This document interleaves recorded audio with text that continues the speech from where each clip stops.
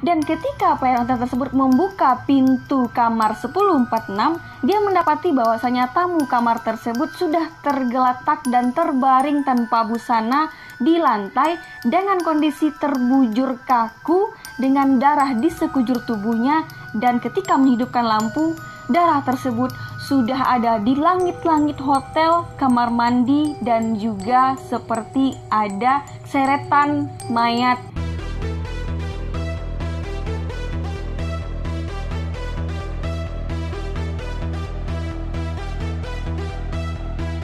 Assalamualaikum warahmatullahi wabarakatuh. Terima kasih udah klik video ini dan udah nyaksin video ini untuk beberapa menit ke depan.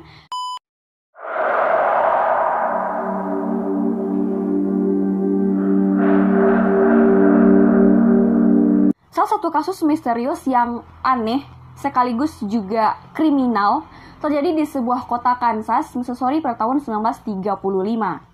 Seorang pria ditemukan tewas tak bernyawa di kamar hotel tempat dia menginap pada waktu itu dalam keadaan yang gak lazim. Beberapa hari sebelumnya dikabarkan bahwasanya pria tersebut telah melakukan hal-hal yang gak biasa dilakukan oleh orang-orang paranormal kebanyakan. Tanggal 2 Januari 1935, seorang pria berpakaian rapi dengan setelan seperti pegawai bank gitu, datang ke sebuah lobi hotel di kota Kansas, Missouri.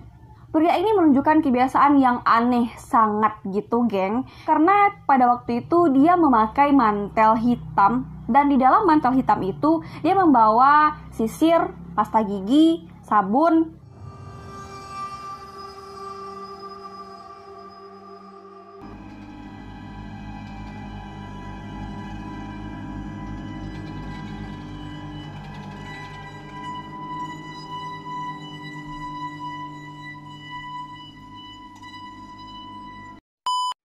Duh, ngapain nasi Bambang bawa hal gituan? Padahal itu kalian tahu lah ya, di setiap hotel pasti udah nyediain yang namanya sisir rambut, handuk, sabun, sampo, pasta gigi, semuanya udah disediain di hotel. Nggak ada hotel nggak nyediain hal gituan. Kecuali juga, kos-kosan, oke, nggak sediain itu, ya kan? Kalian beli sendiri. Ini hotel, geng, hotel bintang 5. Presiden pula yang punya, ya kan? Nama aja hotel presiden. Nah, pria ini diduga kayaknya berusia 30 tahunan, geng. Tapi ada juga yang mengatakan kalau dia itu berumur 20 tahun. Nah, kayak gitu kan. Dan dia check-in dengan nama Ronald T. Owen. Dan kebetulan dia mendapatkan nomor kamar 1046. Nah, diantarlah kan si Ronald T. Owen ini ke kamar nomor 1046. Dan kebetulan kamar itu ada di lantai 10 Presiden Hotel. Jadi pas di elevator itu, nah si Owen ini curhat nih pada si Props. Awalnya sebelumnya nih gue nginap di hotel Muhlebeds nih Props. Terus karena bayarannya mahal gak sanggup gue.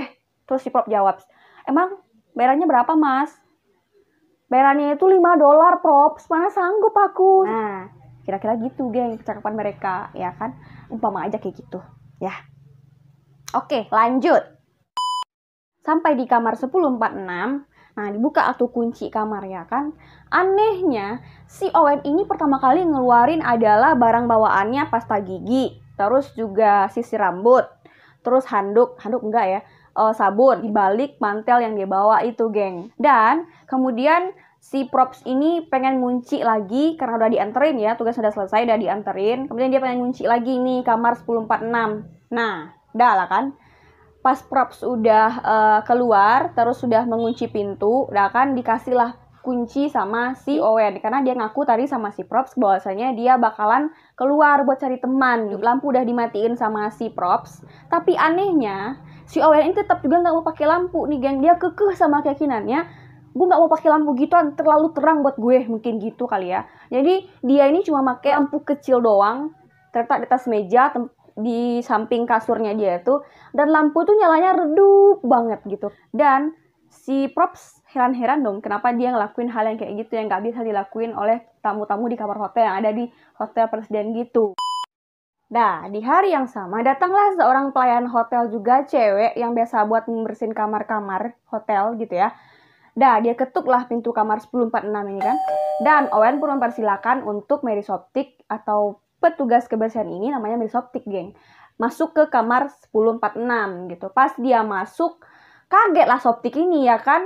kok kamarnya gelap kali bang, abang habis ngapain? Karena cuma ada satu cahaya doang di kamar itu dan lampunya juga redup, geng. Pas dia masuk ke kamar itu, si Owen ini pindah ke kamar mandi. Dan menjelang dia kamar mandi, dia bilang sama si Soptik, Tik, nanti kalau lo keluar, jangan kau kunci pintu ya, gitu ya. Nanti aku bakalan mau temu sama teman-teman aku soalnya. Jadi kau tinggalkan kunci di situ, ketaruh pintu kunci di situ. Nanti aku mau keluar sama teman-teman aku, gitu. Nah, Soptik ini iya aja, siap bang. Nah, diberesin kalanya handuk tadi kan, handuk yang udah dipakai oleh si Owen tadi. Udah dibereskan handuk, terus Soptik ini heran-heran, kok ini orang aneh kali perilakunya gitu, nggak kayak tamu-tamu kebiasaan. Dan di kamar mandi itu si Owen mengerjakan hal-hal yang aneh. Jadi kelihatan sama si Soptik ini bahwasanya si Owen itu menjawab pertanyaan yang dilontarkan oleh si Soptik dengan gugup dan ketakutan, seakan-akan dia dikejar setan. Dan saat itu si Soptik udah selesai ngerjain kerjaannya, dia keluar.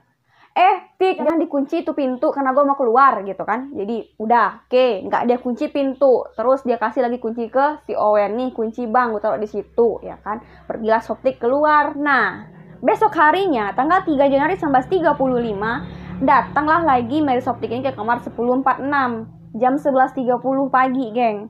Nah, sampai di situ kagetlah si Soptik ya kan. Kamar yang sebelumnya ada dia kunci itu kekunci dari luar. Dan kemudian dia kan kebetulan bawa kunci cadangan. Bukalah itu kamar si Owen. Pas dia buka, kagetlah si Soptik. Orang ini gelap kali, sama kayak sebelum-sebelumnya, nggak ada cahaya sama sekali. Pas dia buka pintu, dia dengar bahwasanya si Owen ini lagi nelpon. Tidak Don, aku tidak lapar. Aku tidak ingin makan gitu. Dan aku sudah sarapan tadi pagi.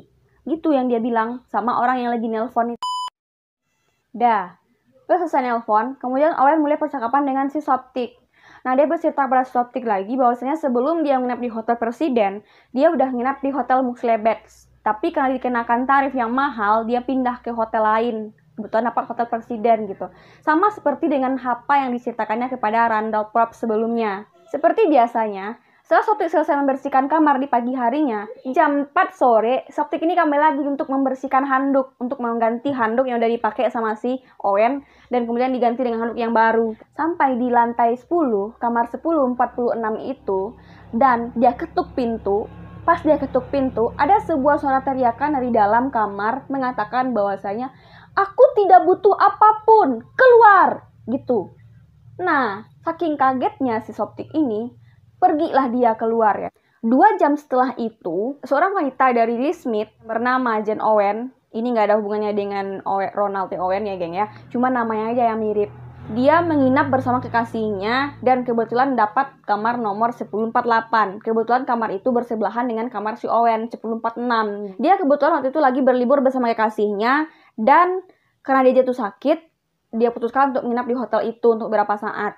Nah, suatu malam datanglah kekasihnya untuk menjenguknya di kamar itu. Sampai di situ, dia di sana dengan kekasihnya itu selama 2,5 jam.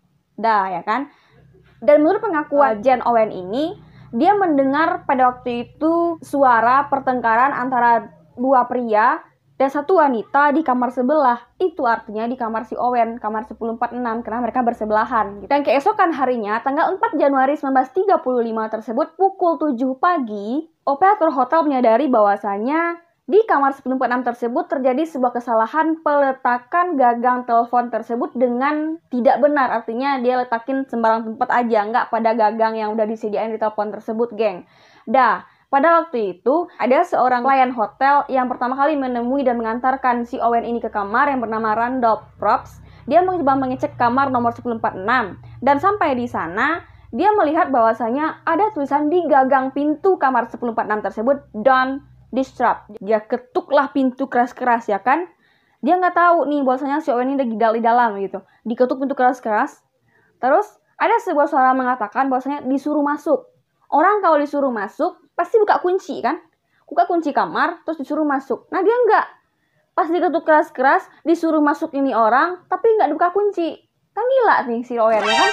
Dah, pada waktu itu karena si Randolph ini mengira bahwasanya Owen lagi mabuk berat dan gak bisa diganggu, makanya dia kembali ke ruangannya. Dan siang harinya, seorang penjaga hotel dengan nama Harold Pick, dia datang ke kamar 1046 untuk mengecek kamar tersebut dengan menggunakan kunci cadangan yang dia punya gitu. Pas dia buka itu kamar, dia kaget Karena pertama kali ya kan, temukan kamar tersebut dengan kondisi yang gelap gulita. Cuma ada satu cahaya yang terletak di ujung kamar, dan itu pun lampunya remang-remang.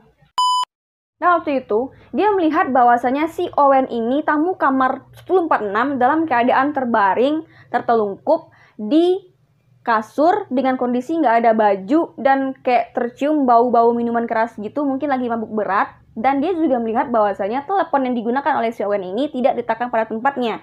Nah, tuh kan, udah dia bereskan lagi kembali tempat tidurnya, dan kemudian diletakkan telepon tersebut di atas gagangnya. Dan kemudian dia pergi. 2 jam setelah itu, operator hotel menyadari lagi bahwasanya ruangan 1046 tersebut juga meletakkan telepon pada gagang yang udah disediain. Sampai di situ dia masuk menggunakan kunci pas atau kunci cadangan dia. Dia buka pintu, kondisi ruangan masih tetap gelap gulita, nggak ada cahaya sama sekali. Dan dia temukan bahwasanya si Owen dalam kondisi yang nggak wajar, dengan kondisi yang udah penuh darah. Kemudian dia temukan bahwasanya Owen ini ada di lantai, dan kasur tempat dia tidur tersebut sudah penuh dengan darah, geng. Langsung dinyalakannya lampu oleh si Randolph tadi atau Randolph Probst tadi, dan dia melihat bahwasanya darah tersebut menyemprot kemana-mana. Ada di dinding, di lantai, kemudian di kamar mandi, di kasurnya penuh dengan darah. Dihubungilah polisi oleh si Randolph Probst tadi. Sampai polisi di sana, polisi menemukan bahwasanya si Owen ini udah disiksa berjam-jam lamanya. Ini dibuktikan dengan ditemukannya beberapa luka tusuk yang sangat ngeri banget ngelihatnya di sekujur tubuhnya si Owen. Dan Owen ini juga diikat di leher, di kaki, dan juga di pinggangnya agar dia nggak bisa gerak-gerak gitu, geng, ketika ditusuk-tusuk oleh tersangka tadi. Ini nggak tahu nih siapa tersangkanya siapa gitu kan. Dan satu lagi yang anehnya, Owen ini kemudian tetap sadar dengan luka yang begitu parah. Paru-parunya yang tertusuk, kemudian juga tulang rusuknya yang patah, dan luka hampir di sekujur tubuhnya gitu. Nah, saat itu polisi bertanya kepada Owen tentang apa sebenarnya yang terjadi. Anehnya, dia menanggapi pertanyaan polisi itu dengan santai aja dan mengatakan bahwasanya aku jatuh di kamar mandi. Orang, bahkan anak kecil pun tahu Bambang, kalau itu di kamar mandi kayak gini jadinya, nggak kayak babak belur gini, nggak ada banyak darah gitu, biru nanti bakalan jadinya kalau itu di kamar mandi, ya kan. Polisi lo tipu Bambang, aduh pusing aku tuh. Dan polisi juga menanyakan siapa yang bersamanya di kamar pada waktu itu, dan dia menjawab nobody, nggak ada seorang pun bersama saya. Dan polisi juga menanyakan apakah dia berniat untuk bunuh diri atau enggak, dan Owen kembali menjawab dengan tegas tidak. Dia nggak pernah ngelakuin hal bunuh diri tersebut. Tidak lama setelah polisi menanyai beberapa pertanyaan kepadanya, dia akhirnya jatuh koma dan akhirnya dia dibawa ke rumah sakit dan meninggal pada tanggal 4 Januari 1935.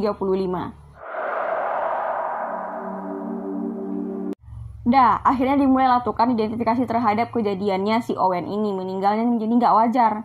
Di tempat kejadian, semua pakaian Owen tersebut termasuk mantelnya menghilang, dan polisi hanya menemukan bukti berupa jepit rambut dan juga sebatang rokok yang nggak dipakai sama sekali, dan juga 4 sidik jari yang kecil, dan itu diduga adalah sidik jari perempuan yang masuk ke kamar 1046.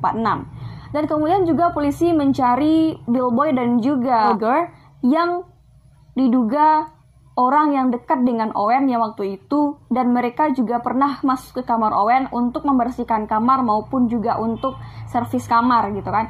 Dan polisi menemukan bahwasanya tidak ada salah satu dari mereka sidik jarinya ataupun mereka sebagai tersangka dari terbunuhnya Owen ini. Dan polisi menduga juga bahwasanya Owen pernah masuk ke beberapa hotel dengan menggunakan nama palsu, bukan nama asli dari dia. Jadi Ronald T. Owen ini bukanlah merupakan nama asli dari Owen ini. Dan sebenarnya siapakah Owen ini? Karena nggak tahu siapa sebenarnya Robert T. Owen ini, akhirnya polisi memutuskan untuk bekerjasama dengan media. Diterbitkanlah di koran dengan harapan bahwasanya Owen ini ditemukan identitas aslinya, gitu geng. Setelah iklan itu terpasang, akhirnya beberapa hari kemudian ditemukan berita bahwasanya seorang pegawai Departemen R yang bernama Robert Land mengaku bahwasanya dia pernah bertemu dengan Owen ini pada tanggal 3 Januari 1935, tepatnya itu di pukul 11 malam. Ia diberhentikan oleh Owen ini karena Owen ini mengatakan bahwasanya mobil Land ini adalah taksi. dan dia minta tolong kepada Len untuk mengantarkan dia ke hotel presiden pada waktu itu.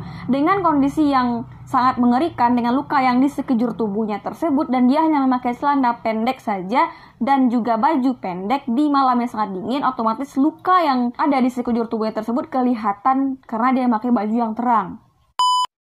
Namun keterangan yang diungkapkan oleh Robert Len tersebut tidak menutup kemungkinan bahwasanya itu benar. Akan tetapi tidak ada bukti yang menguatkan bahwasanya itu adalah Robert T. Owen. Dan kemudian polisi akhirnya mencoba mencari tahu mengenai Ronald T. Owen ini kepada pegawai hotel presiden. Karena sebelumnya Owen pernah bercerita kepada kedua pelayan hotel tersebut tentang penginapannya di Hotel Muhleberg sebelum dia menginap di Hotel Presiden. Dia mengatakan bahwasanya di Hotel Muhleberg dia dikenakan charge yang cukup besar per malamnya. Akhirnya dia check out di hotel tersebut. Dicarilah polisi ke Muhleberg Hotel, silakan. Sampai di Hotel Muhleberg ditanyalah kepada staf hotel, tidak ada yang bernama Ronald T. Owen. Akhirnya polisi berpikir, ya kan, dibawalah foto dari Ronald T. Owen tersebut dan dilihatkanlah ke staf yang ada di Hotel Muhleberg itu, dan mereka mengatakan, oh, pria ini waktu itu pernah check-in dengan nama ini, dan namanya itu ada Eugene Cascott. Kedua nama tersebut sama-sama tinggal di Los Angeles. Namun seperti yang diungkapkan sebelumnya, polisi nggak dapat ngebuktiin bahwasanya itu adalah benar-benar Eugene Cascott ataupun juga Ronald T. Owen yang sesungguhnya. Pada tanggal 23 Maret 1935 tersebut, sebuah rumah pemakaman menerima amplop untuk biaya pemakamannya Ronald T. Owen ini. Dan akhirnya Owen dimakamkan di Memorial Park Cemetery di Kansas City, Missouri. Dan anehnya, di makamnya ini ada sebuah buket bunga yang dikirimkan oleh orang yang gak dikenal dan juga misterius keberadaan dan identitasnya yang bernama Louis.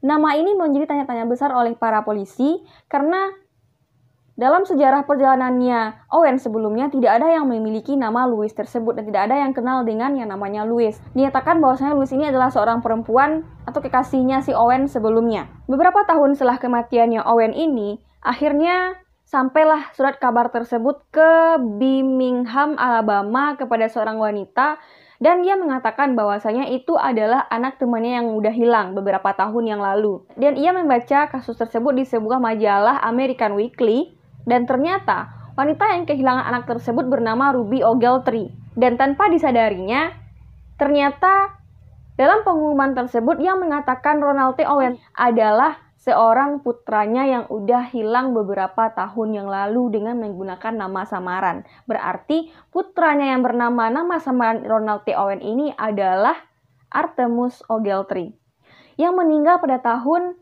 1934 pada bulan April. Dan kalian tahu geng, Artemus Ogletree ini baru berusia 17 tahun. Berbeda dengan pengakuan sebelumnya bahwasanya Ronald T. Owen ini berusia sekitar 30 tahunan atau bahkan sekitar 20 tahunan dari usianya yang udah tampak seperti orang dewasa. Dan jika memang benar ini dia adalah Artemus Ogletree, maka dia sudah dipastikan meninggal pada bulan April 1934. Tapi kenapa kasusnya tersebut dibuka pada tahun 1935 dan kenapa dia check-in di hotel presiden tersebut pada tahun 1935? Itu sebuah pertanyaan besar yang sampai sekarang belum terjawab dan belum tahu dan belum terpecahkan sampai saat ini. Setelah polisi kemudian terus mengidentifikasi tentang keberadaannya Roland T. Owen ini, Ruby Ogletree yang merupakan ibu Artemus tersebut, ia menerima 3 surat selama putranya pergi ke luar negeri. Surat pertama berasal dari Chicago dan surat kedua berasal dari New York. Dan di surat kedua ini dia mengatakan bahwasanya dia akan bepergian ke Eropa.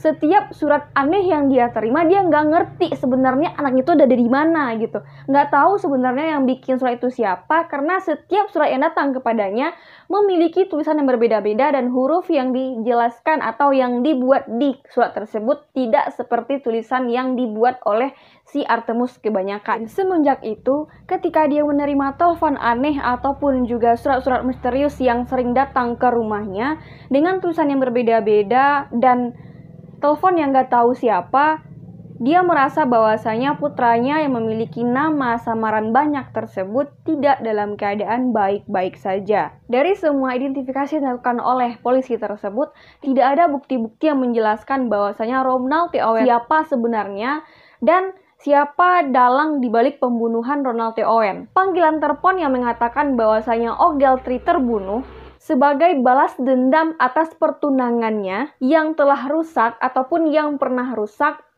menjadi dukungan terhadap teori terbunuhnya Ronald T. Owen. Kejahatan yang terstruktur dan juga terorganisir telah dipertimbangkan bahwasanya nama Don yang sering-sering dipanggil oleh Ronald T. Owen ataupun yang ada di kamar Ronald T. Owen ketika beberapa para pelayan datang ke kamarnya itu bisa dikatakan sebagai bos mafia.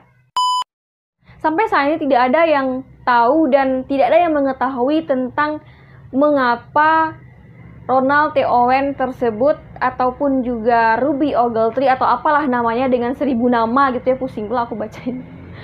Itu menyembunyikan identitas aslinya dari setiap dia mengunjungi hotel satu ke hotel lainnya dengan menggunakan nama palsu. Tidak diketahui juga identitas dari nama Don yang udah sering disebut-sebut oleh Artemus ataupun juga Ronald T. Owen di kamar hotelnya. Dan satu lagi, wanita ataupun pria yang meletakkan buket bunga di pemakamannya Ronald T. Owen itu sebenarnya adalah siapa. Nggak ada yang pernah tahu dan oleh karena itu kasus ini menjadi kasus yang tidak pernah terpecahkan sampai saat ini.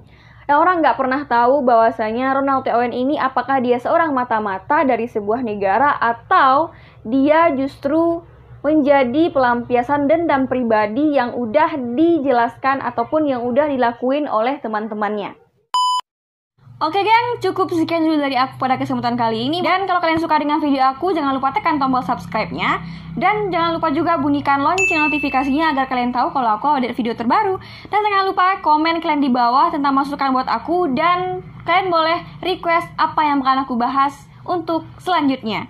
Dan aku udah gak sabar lagi buat ketemu kalian minggu depan, geng. Bye! Assalamualaikum!